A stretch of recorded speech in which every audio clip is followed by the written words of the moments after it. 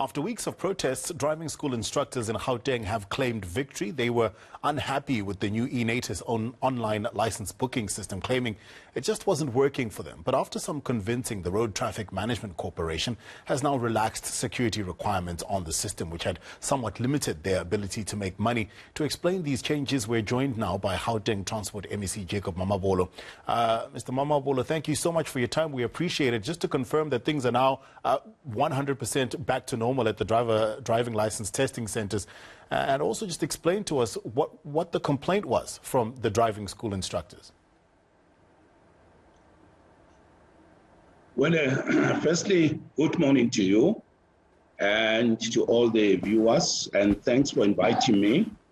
Just to confirm that we are very much pleased as the provincial government that following days of disruptions, particularly in our province in what was said to be a national strike, we managed to get things back on track in the sense that this is the second week that our DLTCs are now fully functional, they're operating, and we're happy that people can access our services.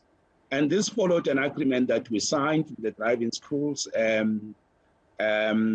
just in the last few days. And that agreement basically has created what we call the Gauteng Driving Schools Council.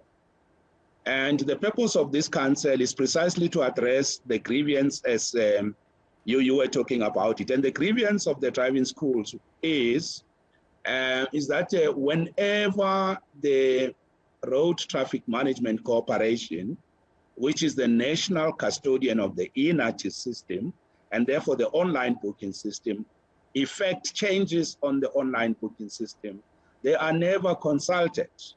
And they are never taken on board on what these changes are. They also raise issues about the system not being consistently operational. Sometimes it's on and off. And to that extent, we have agreed that we are best when we sit around the table and let us institutionalize a mechanism of a council, which is a voluntary coming together of driving school associations, RTMC, ourselves as the provincial government, to make sure that there are discussions that will take place as and when a need arise. At least it will meet quarterly. The second part, if you are to permit me, it's about the fact that they feel the changes that the RTMC introduced between the 18th of February this year and the 1st of March, those changes have alienated them or has badly affected their opportunity to do business with their clients, which are the people they are teaching how to drive, and to support them. So to that extent, they felt that was a big problem, and we found each other on that issue as well. One of the issues they raised is that they weren't able to make bookings for their clients. Explain to me what the root cause is of someone needing a third party to make a booking for them. Is this an essential service for those people? Do they need that help, or is it a money-making scheme for the driving schools?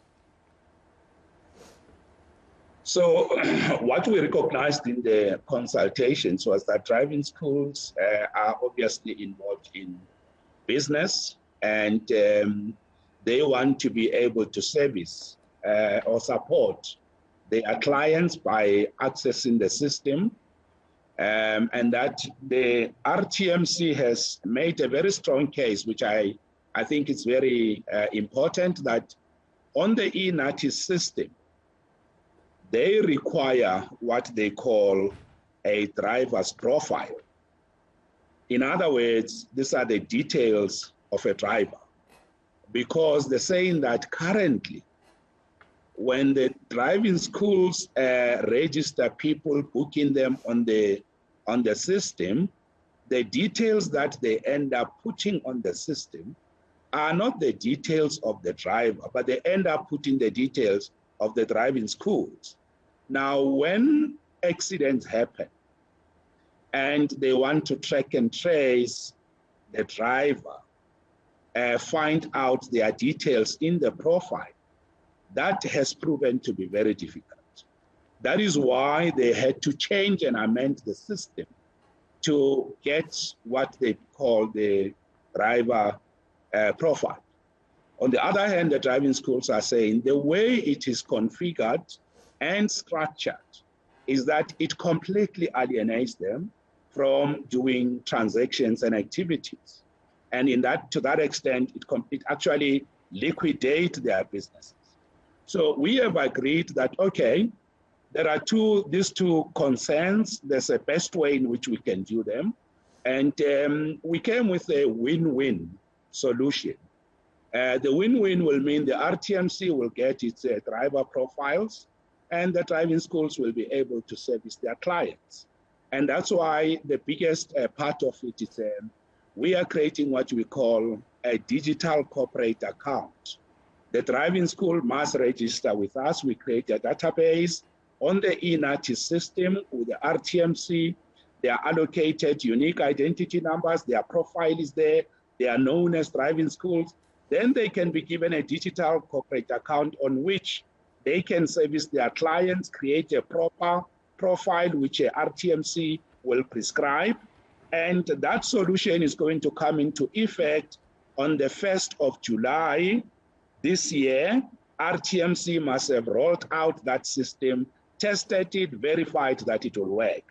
In the period between now and end of June, the RTMC has relaxed some of the conditions, particularly the profile of those that are coming through the driving school. So they will be allowed to transact in between, support their clients, whilst at the end of June, there will be a corporate account. RTMC will get its profile. They will get the client's profile. So it's a win-win. It's not an easy matter. It's difficult. It's complicated. It took us 3 days to arrive at this point, but we are happy that finally all stakeholders are happy.